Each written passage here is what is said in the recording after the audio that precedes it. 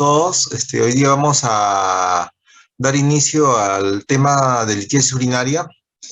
Es importante que ustedes, al término de la clase, tengan tres criterios definidos en el manejo de una litiasis. Uno de ellos es la importancia del tratamiento oportuno de un cálculo ureteral, porque un cálculo ureteral puede producir la destrucción de la unidad renal en menos de 12 semanas, si es que produce una obstrucción completa de la vía urinaria.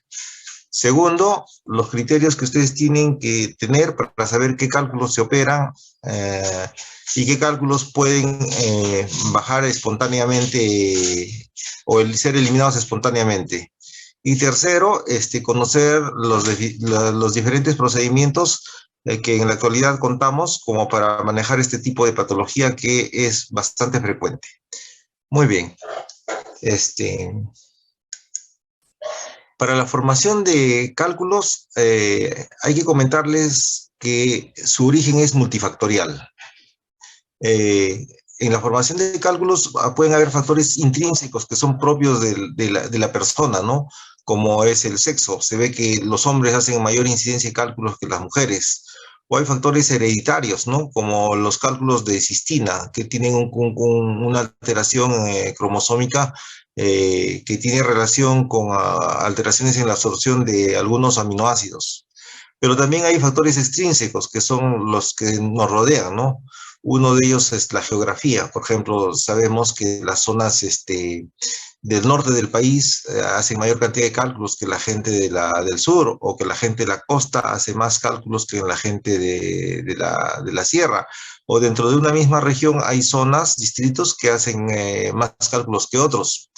Tiene que ver también con los factores climáticos y estacionales. Por ejemplo, se ve que la incidencia de cólicos renales es mucho más frecuente en verano, y que las zonas cálidas, desérticas, tienen mayor incidencia de cálculos que las zonas húmedas, ¿no? Como la sierra o la selva. Pero quizás el factor más importante tiene que ver con la ingesta de agua de las personas, ¿no? Y eso tiene que ver con el grado de deshidratación crónica a los que las personas se ven sometidos en el transcurso de su día a día.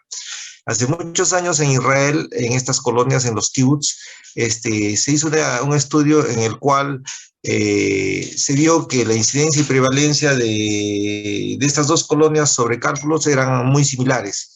Entonces se modificó la ingesta de agua, duplicando la cantidad de agua en una de estas colonias, y se hizo un seguimiento a través de 20 años.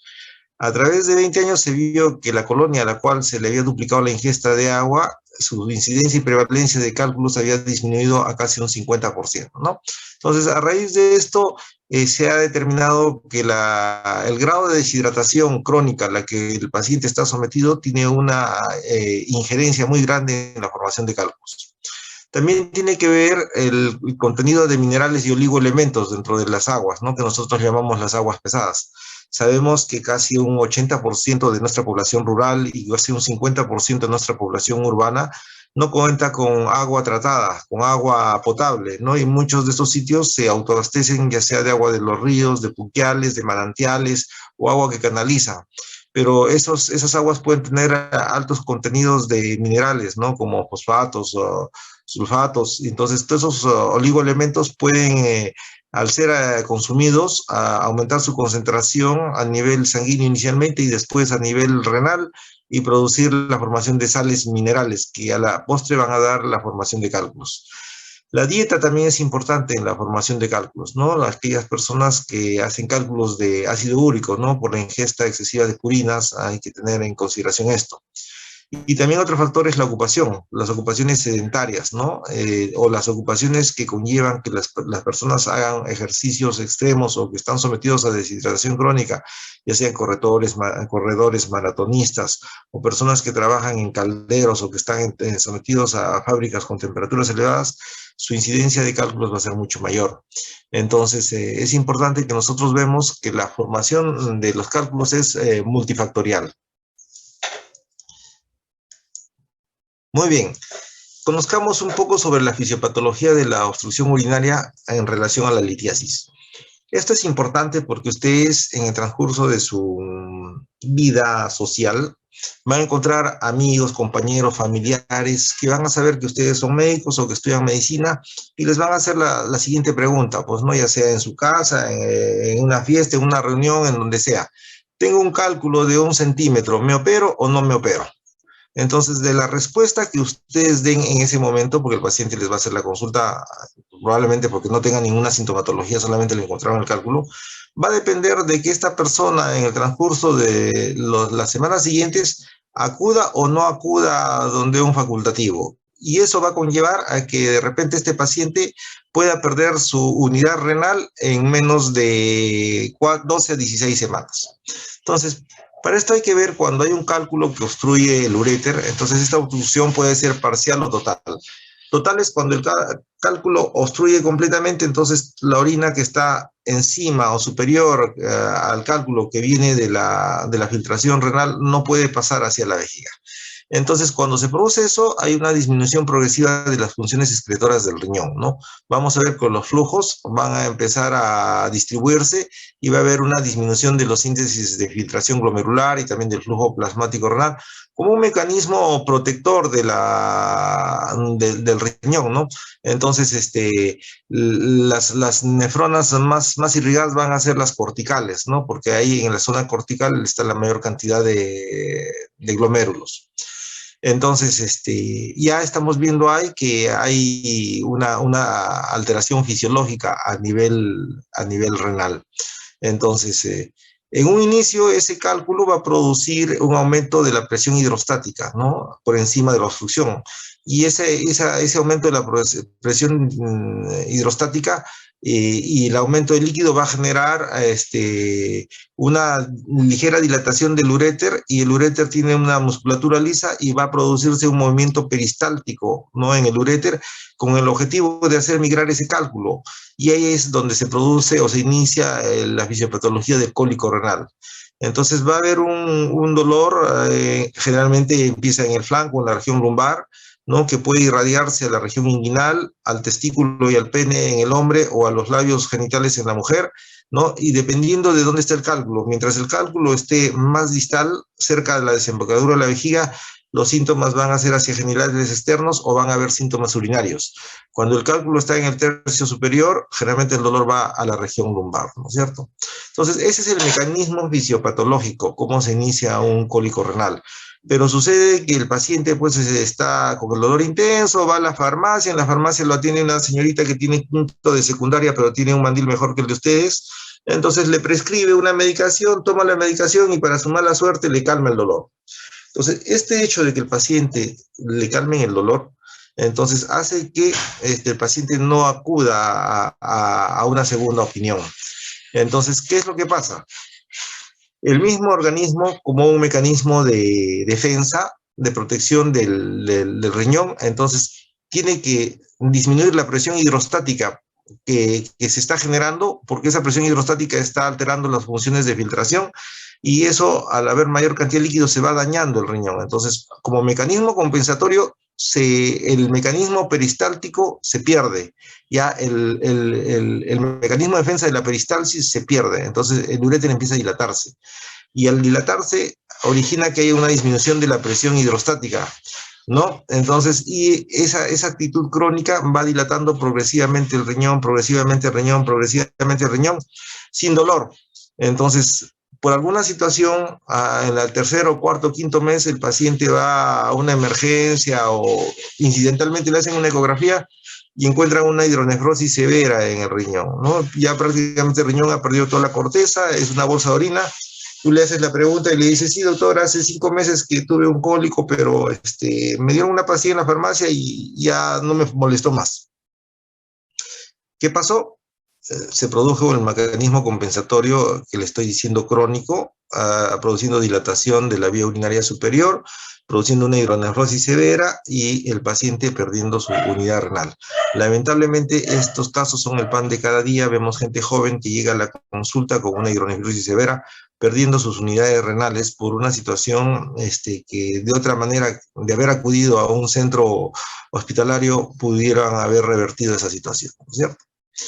Si esa obstrucción completa, nosotros debemos determinar que la alteración del flujo urinario con una obstrucción completa condiciona una lesión renal que es evidente en las primeras 24 horas, ¿no? Entonces, a las primeras 24 horas de obstrucción completa ya hay un daño renal. Si nosotros vamos en el transcurso del tiempo a los 5 y con toda certeza a las 2 semanas, y hay pérdida reversible de alguna función renal. Y si a eso le agregamos una infección urinaria, esos plazos van a ser más cortos, ¿no? Y nosotros lo que vemos es que después de 16 semanas de obstrucción completa, después de sacar el cálculo, la función renal casi ya no se recupera, ya se ha perdido la función renal, ¿no? Entonces, eso es importante que nosotros tengamos en cuenta. ¿Cuál es la etiología de la formación de cálculos? No hay 4 teorías. Una teoría habla de la sobresaturación, cristalización. El mejor ejemplo de esto es cuando ustedes hacen una limonada. Agarran el agua, que sería el soluto, el solvente, el azúcar, el soluto, y ustedes echan el azúcar a la limonada y empiezan a mover. Y llega un momento en que el soluto en el solvente se disuelve, ¿no? El azúcar se disuelve en el agua, entonces esa es una solución. Pero ¿qué pasa? Si ustedes empiezan a echar más azúcar a su solución, llega un momento que la concentración de esa solución alcanza lo que se llama el punto K, que es el punto de saturación. Entonces, todo el azúcar que ustedes añadan por encima de ese punto de saturación va a precipitar. Al precipitar, ustedes van a encontrar en el fondo azúcar. Pueden pasarse 10 horas moviendo, 20 horas moviendo, pero si no se modifica el pH o la temperatura, ese punto de saturación hace que todo ese exceso precipite. Y eso mismo sucede en miniatura a nivel de los túbulos contorneados proximales, ¿no? Con la formación de sales. ¿Por qué? Porque hay un oligoelemento o un mineral como el calcio o el fosfato que alcanza altas concentraciones, alcanzan el punto de saturación a nivel de esos túbulos y entonces precipitan formando sales. Y esas sales en un inicio que son microscópicas van a ir uniéndose, van a formar microcristales, microcálculos, se unen más microcálculos y estamos viendo la formación de los cálculos a nivel de la vía renal. La iniciación de la matriz es otra teoría en la cual se ha visto que cuando ustedes agarran un cálculo y lo parten en dos, ¿no? Vamos a ver que el núcleo del cálculo, al ser partido como una manzana, el núcleo vamos a encontrar un material orgánico. Y se ha visto que ese material orgánico pueden ser detritus celulares, de bacterias, una proteína tan Horfal que normalmente está cubriendo el urotelio para impermeabilizar la vejiga, pero en este caso la vejiga está, este tipo de proteína es una proteína alterada. Lo cierto es que este material orgánico de alguna manera condiciona, actúa como un núcleo donde precipiten la sustancia orgánica, la sustancia inorgánica, ¿no? Entonces, sobre este núcleo empiezan a precipitarse los cristales de oxalato, de calcio, de fosfato y se forma un cálculo, ¿no? Esa es otra de las teorías. La carencia de inhibidores. Hay ciertas sustancias en la orina que de alguna forma inhiben la precipitación de sales de calcio, ¿no? El fosfato, el manganeso, los pirofosfatos, se ha visto que son sustancias que si están en concentraciones adecuadas en la orina, los oligominerales no van a precipitar, ¿no? Por más que tenga una concentración elevada. Caso contrario, se ha visto que si la persona tiene estos inhibidores en baja cantidad en su orina, inclusive con pocas concentraciones de oligoelementos, va a producirse la cristalización y la precipitación y la formación de cálculos, ¿no? La epitaxis es un fenómeno físico-químico en el cual una sustancia para que se agregue a otra tiene que tener una estructura iónica y molecular muy semejante para que se traigan, ¿no? Y se formen los cálculos mixtos, como el oxalato con el calcio, se forma el oxalato de calcio, un tipo de cálculo mixto, o el fosfato con el calcio, ¿no? Entonces, esa es otra de las etiologías. Y la otra es que para la formación de cálculos intervienen las cuatro teorías sobre la formación de cálculos, ¿no? También se habla de que hay enfermedades asociadas a la formación de cálculos, ¿no? Pero en realidad estas enfermedades están asociadas a una elevación del calcio en la sangre y a su excreción elevada en la orina, ¿no? La hipercalcemia y la hipercalciuria. Hay enfermedades como el hiperparatiroidismo, la intoxicación por vitamina D, enfermedades como el mieloma, la leucemia, el linfoma, problemas de insuficiencia suprarrenal, sarcoidosis, muchas neoplasias metastásicas que movilizan calcio, la hipercalcemia infantil idiopática, que van a producir hipercalcemia, hipercalciuria. Pero estas enfermedades solamente representan el 5% del origen de la patología litiásica. El 95% que hemos visto no es que sea idiopático, sino el 95% tiene que ver a nuestros hábitos, ¿no? La falta de ingesta de líquido, básicamente, la deshidratación crónica o el tipo de actividad que nosotros estamos haciendo, ¿no? Entonces, pero conozcamos qué enfermedades producen hipercalcemia y hipercalciuria, ¿no?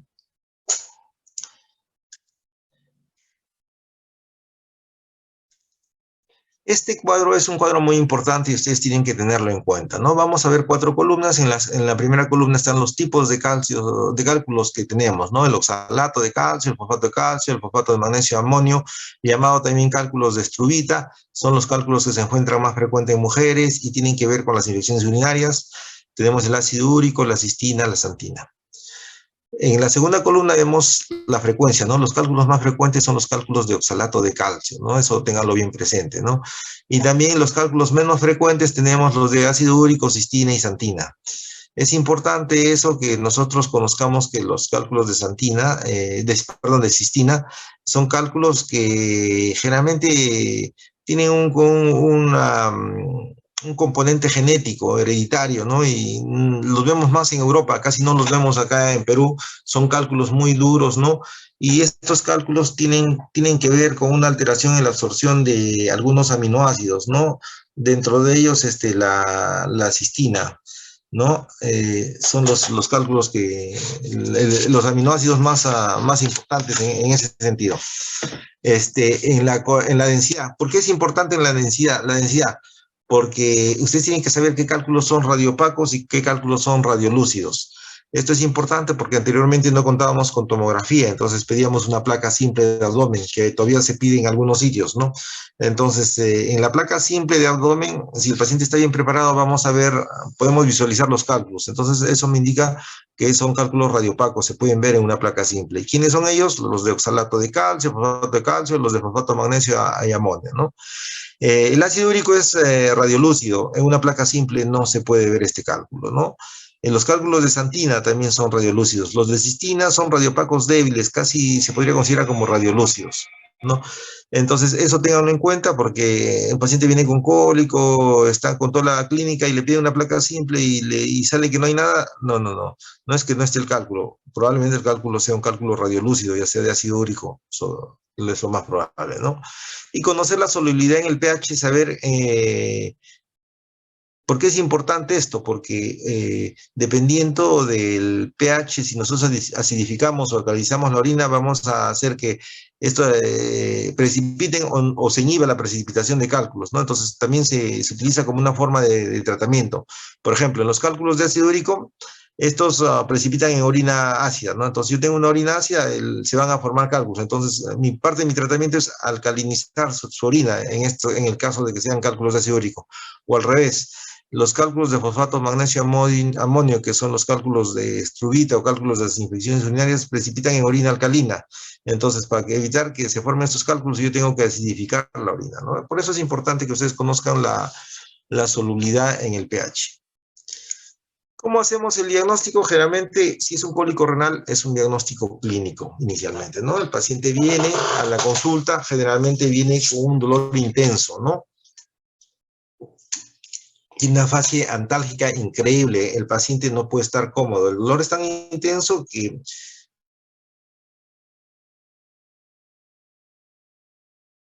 le digo a la nana, lo sacan hasta por la ventana, pero lo traen al hospital, porque el dolor cólico es más fuerte que un dolor de parto. Entonces, el paciente está pálido, sudoroso, nauseoso, con vómitos, ¿no?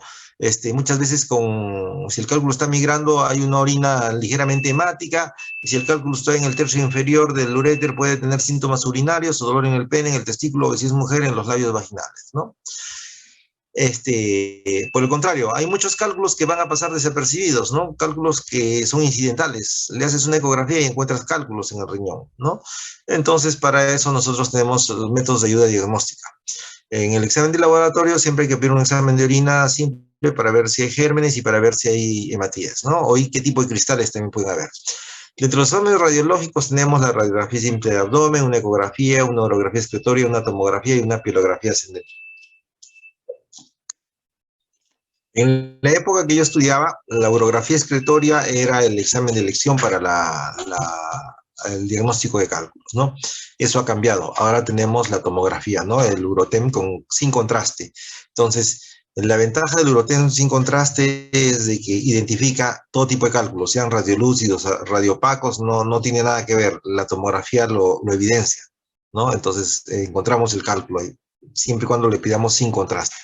Y también nos va a dar alguna patología asociada. Con una tomografía vamos a ver los grados de hidronefrosis, dónde está el cálculo y lo más importante, el tamaño del cálculo y la densidad del cálculo. La densidad del cálculo lo da la tomografía en un tipo de unidades Hounsfield.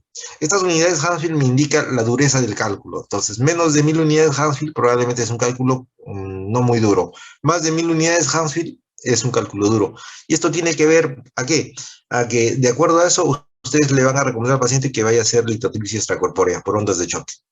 Cuando son cálculos menores de 1000 unidades Hounsfield, la probabilidad de que esos cálculos se desintegren, entonces sí está indicado para un tipo de litotripsia extracorpórea por ondas de choque.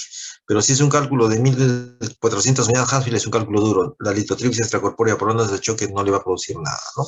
Entonces ya casi no vemos urografía excretoria. La ecografía es un método barato y no invasivo que está al alcance de todos. A veces pues, nosotros hacemos una ecografía y el detalle de la ecografía es que te ve el riñón y te ve la vejiga, pero no te ve uréter, ¿no? No puede visualizar el uréter, pero indirectamente me puede indicar que ese riñón está dilatado por algún tipo de obstrucción. Entonces ya después podemos pedir una tomografía, ¿no? La pielografía ascendente lo usábamos anteriormente, pero ya cada día su uso se está perdiendo porque la tomografía ha reemplazado con creces estos métodos diagnósticos.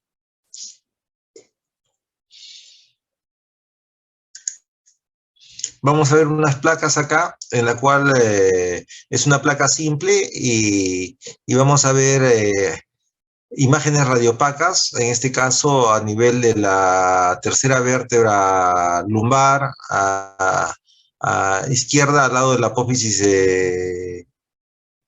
transversa, vamos a ver una imagen radiopaca, ¿no es cierto? Y también en la fosa pélvica también vamos a ver, está marcado con una flecha, una imagen radiopaca alargada, que puede corresponder a un cálculo en el uréter. Es una placa simple, entonces nosotros podemos suponer que es un cálculo, pero también pueden haber otras estructuras que producen calcificación, como flebalitos o ganglios calcificados, ¿no? O cuerpos extraños que están en el colon descendente o en el sigmoides, que también pueden hacernos confundir. En la placa del medio vamos a ver un riñón un poco tosado, pero vamos a ver un cálculo en forma triangular que corresponde a la pelvis. Generalmente acá consideramos que este riñón está más bajo de su posición habitual, ¿no? Y en la otra placa también vamos a ver unas imágenes media redondeadas que pueden confundirse con cálculos en la vesícula. Los cálculos en la vesícula también pueden tener estas características, sino que los cálculos en la vesícula son un poco más romboides, ¿no? Y más laminados. Muy bien. Esto que vemos acá es un cálculo conocido por nosotros llamado cálculo coraliforme. Coraliforme porque tiene la forma de un coral, ¿no? O llamado también cálculo en astas de ciervo, ¿no? Entonces, la calcificación ha ido progresivamente comprometiendo toda la pelvis, después los cálices superiores e inferiores, ¿no? Y prácticamente todo el sistema excretor está lleno de un cálculo, ¿no? Entonces, este tipo de cálculos producía infección y compromiso renal, ¿no? En esta otra imagen vamos a ver en una ecografía cómo vemos el riñón y una imagen radiopaca, ¿no? Que da sombra acústica, ¿no? Entonces esto corresponde a una imagen litiásica. En este caso la ecografía me indica indirectamente que hay un problema obstructivo más abajo. Vemos el riñón, ¿no? Y vemos una dilatación de los cálices, vemos de cáliz superior, medio inferior y vemos la pelvis, ¿no? Entonces acá hay una hidroureteronefrosis. ¿no? No vemos el cálculo, pero nosotros intuimos que hay algo que está produciendo una obstrucción. Primera probabilidad, un cálculo. Segunda probabilidad, alguna tumoración, si es mujer, pélvica que está produciendo una estrechez del uréter, ¿no? Entonces, la ecografía, como les digo, ve riñón y ve vejiga, pero no nos puede ver uréteres. Esta es una urografía excretoria. Era un procedimiento en el cual se le colocaba sustancia de contraste a la persona, 2 centímetros cúbicos por kilo de peso de sustancia iodada, y se tomaba una placa inicial antes de la inyección de sustancia de contraste y después una placa al minuto, a los 5 minutos, a los 15, a los 25, a los 30 o a los 60 y podías tú retardar las placas hasta las 2 horas, ¿no? Entonces esperabas que la sustancia iónica iodada se filtre por riñón y vaya pintando, ¿no? Entonces en la primera placa, mirando su pantalla a la izquierda, vamos a ver una imagen radiopaca a nivel de la tercera vértebra lumbar, y vamos a ver esta imagen que cuando nosotros nos trasladamos a la otra placa, vamos a ver que hay ahí un stop en la sustancia de contraste, ¿no? Sin embargo, si nos vemos en la parte pélvica, no es una obstrucción total, porque hay parte de la sustancia de contraste que está pasando hacia a la vejiga, ¿no? Entonces, estos exámenes que era la urografía excretoria ya nos están usando. En esta placa, por ejemplo, vamos a ver un cálculo enclavado en la unión ureteropiélica, pero también podría tratarse de que sea un tumor, ¿no? Un tumor de la pelvis. Entonces, pero como homogéneamente no capta la sustancia de contraste, entonces sospecho más que es un cálculo, ¿no? Si fuese un tumor de la pelvis, habrían acá festones de sustancia de contraste, de todas maneras, como que la sustancia de contraste se mete en los resquicios de los tumores. Todo esto ha sido reemplazado por la tomografía, ¿no? La tomografía es una maravilla para nosotros. Nosotros vamos a ver, este es un corte de una placa tomográfica, vamos a ver el hígado acá, a la mano derecha, su riñón, pero vamos a ver en el lado izquierdo y vamos a ver un riñón dilatado, ¿no? Más grande que el contralateral, y una dilatación de la pelvis, ¿no? Acá se ve una hidronefrosis. Y si nosotros seguimos la secuencia de placas, vamos buscando a nivel pélvico, vamos a ver una imagen radiopaca abajo en la placa del fondo. Esta imagen radiopaca más o menos de 1 centímetro, ¿no? Que puede corresponder a un cálculo enclavado a nivel del uréter distal, ¿no? Entonces, la tomografía es espectacular. Esta es otra placa. En este corte vamos a ver los riñones. En el riñón izquierdo vamos a ver una ligera dilatación del uréter. Cabe mencionar que el uréter tiene de 4 a 5 milímetros de diámetro y acá tenemos un cálculo que se visualiza obstruyendo la vía urinaria, ¿no? Si vemos un corte diferente, vamos a ver un cálculo también a nivel de la pelvis renal, ¿no? Entonces, la tomografía es importante para nosotros, ¿no? Es una placa de lo que es una pilografía ascendente. A través de un cistoscopio, colocamos un catéter ureteral, que es un catéter muy delgado como un fideo, que tiene 2 extremos. Entonces, uno de los extremos por el cistoscopio se canaliza el uréter y se coloca el catéter por el uréter hasta más o menos unos 5 centímetros. Y una vez que tengamos el catéter ahí, por el extremo que ha quedado afuera, le pasamos sustancia de contraste de abajo para arriba, con el objetivo de pintar el uréter, ¿no? Para identificar un tumor o un cálculo, cuando antes no teníamos la tomografía. Y vamos a ver todo lo que está dilatado por encima de la supuesta obstrucción es el uréter superior, y acá se visualiza una zona donde no se pinta adecuadamente, entonces probablemente el cálculo ureteral está acá, ¿no? Todo esto le haces una tomografía y ya tienes el diagnóstico en cuestión de minutos, ¿no? Muy bien, este cuadro es importante. Ya, bueno, ya hemos visto el examen físico, la anamnesis, los exámenes que se hay que pedir, pero lo importante es que la tomografía nos dé el tamaño. Y es importante que nosotros determinemos el tamaño porque veamos que cuando los cálculos son menos de 4 milímetros, casi el 95% de los cálculos va a caer espontáneamente, ¿no? Si el tamaño es de 4 a 6 milímetros, les había comentado que el uréter tiene un diámetro de 5 a 6 milímetros, entonces, y abajo en la desembocadura puede tener 3 a 4. Un cálculo de 4 a 6 milímetros, la probabilidad de pasaje espontáneo es 50%, entonces hay que observarlo, darle algún tipo de medicación como un alfa bloqueador para producir dilatación del uréter y ver la posibilidad de que estos cálculos migren. En un 50 hasta un 60% la probabilidad de pasaje espontáneo se realiza.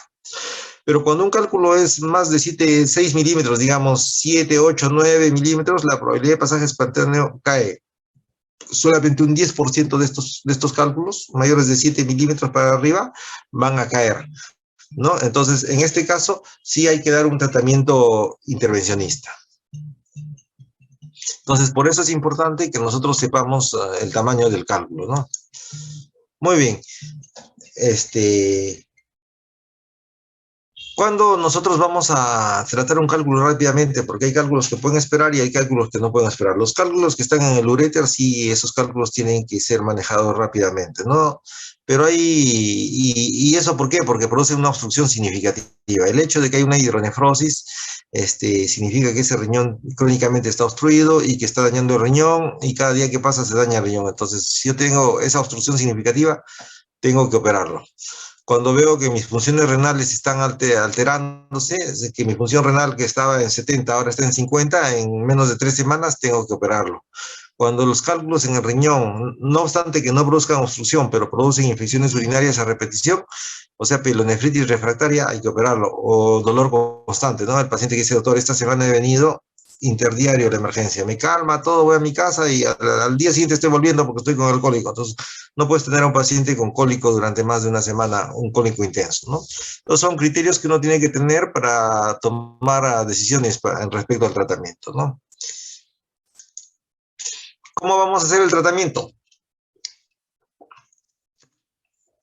Si los cálculos son, como se había dicho, menos de 4 milímetros, entonces, o hasta 6 milímetros, uno puede intentar lo que se llama la terapia médica expulsiva, ¿no?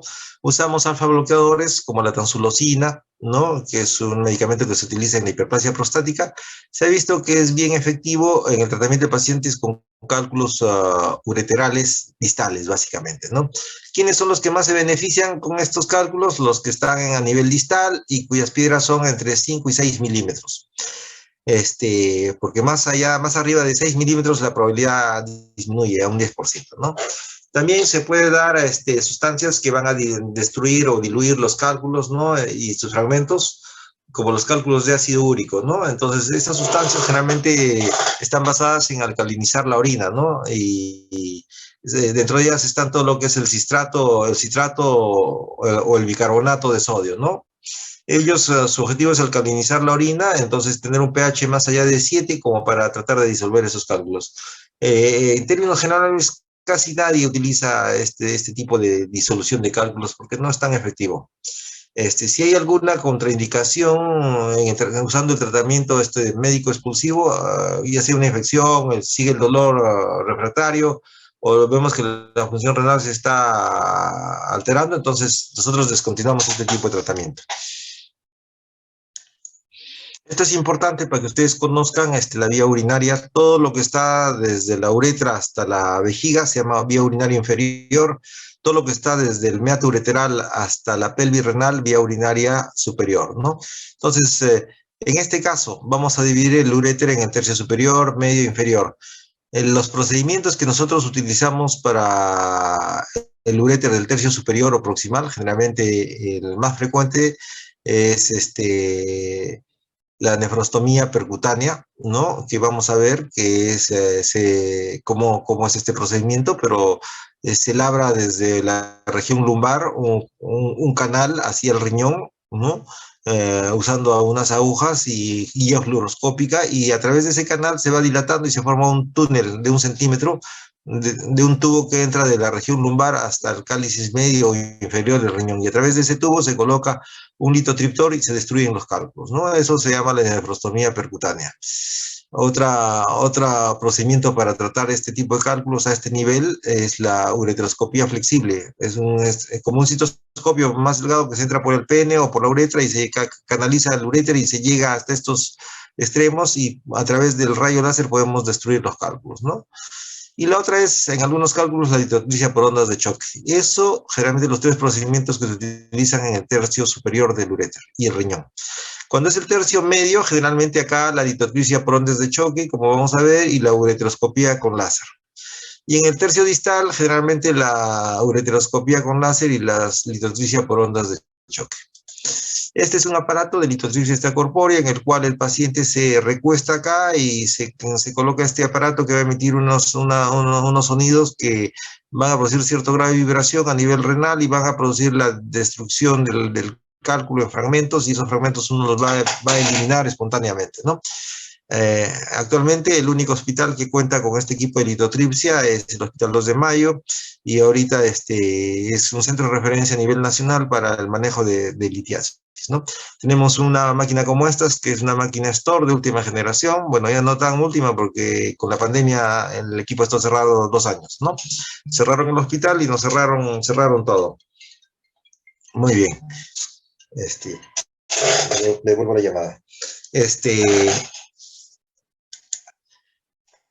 Muy bien, la litotripsia por ondas de choque es un procedimiento ambulatorio. El paciente se echa en la camilla, le dan una pseudoanalgesia y se le ubica el cálculo por vía fluoroscópica y se le dan las ondas de choque, 5.000 golpes, 10.000 golpes, dependiendo de la dureza del cálculo. Entonces eso se fragmenta y el paciente lo va a expulsar espontáneamente. ¿Cuáles son las ventajas? Es menos invasiva, no necesita anestesia general, el tratamiento es ambulatorio, las complicaciones son mínimas, ¿no? Y su éxito va a depender del tamaño del cálculo, de la localización, si está en el tercio inferior, medio o superior, de qué está compuesto el cálculo, si es duro o no es duro, si el paciente es delgado o si es grueso, o la performance de la máquina, ¿no? Si es una buena máquina o no. Está contraindicado en el embarazo, no se puede dar litotripsia por ondas de choque en el embarazo, ni en los pacientes que tienen diálisis hemorragia, o en pacientes que están con infecciones, o que tienen alteraciones esqueléticas muy severas que pueden interferir con las ondas de choque, pacientes con aneurismas aórticos, o cuando hay una obstrucción ureteral del 100% no se da, o como les dije, ¿no? Cuando la densidad de los cálculos es mayor de 1.000 unidades Hounsfield, ¿no? Entonces es menos probable que estas piedras sean desintegradas por las ondas de choque, ¿no? La ureterolitotripsia por láser es un procedimiento que a través del pene o de la uretra se coloca un ureteroscopio, y por el ureteroscopio se canaliza el uréter y vamos entrando al uréter como un túnel y vamos ubicando el cálculo, ¿no? Entonces el cálculo, acá tenemos un cálculo que está enclavado a nivel del uréter.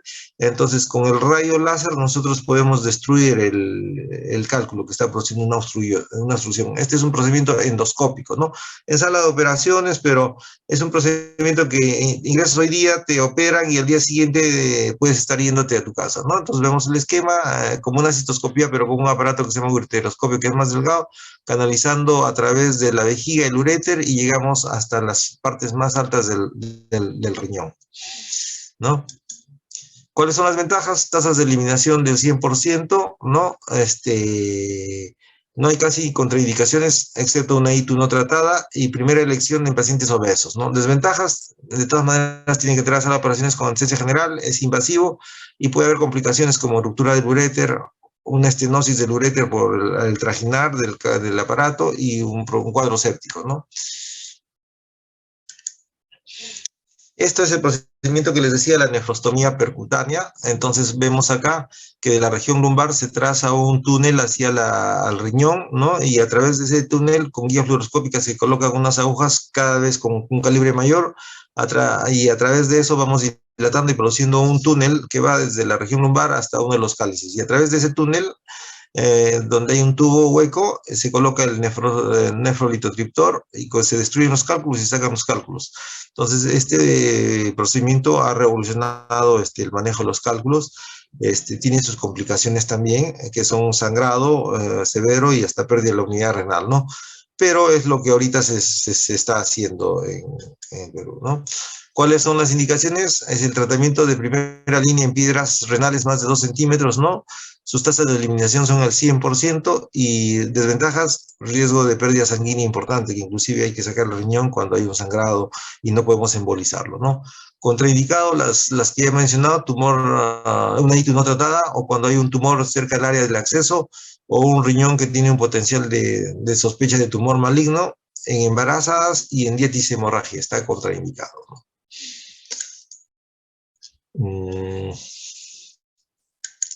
Esto es un cálculo coraliforme, ¿no? Que tiene toda la forma del riñón. Anteriormente terminábamos sacando el riñón y abríamos y encontrábamos esto causante de la pérdida de la unidad renal. Afortunadamente, en el transcurso del tiempo, todas estas cosas se han superado y ya el tratamiento permite salvar unidades renales, ¿no? Creo que ha sido un resumen muy conciso, pero muy preciso de la revisión de litiasis. Este, si hay alguna duda, hagan sus preguntas.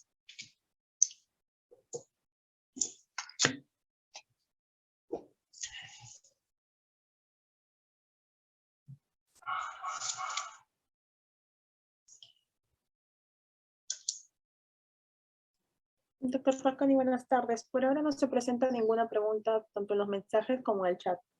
Muy bien. Entonces, agradecer su atención y ya habrá oportunidad de vernos, ojalá que ya en los próximos siglos presencialmente en nuestras respectivas sedes. Soy médico asistente del Servicio de Urología del 2 de mayo, profesor de esta universidad desde hace más o menos 20 años, ¿no? Entonces, siendo las 12:49, damos por terminada la clase. Gracias. Muchas gracias, doctor Falconi. Buenas tardes. Hasta luego. Buenas tardes, jóvenes alumnos.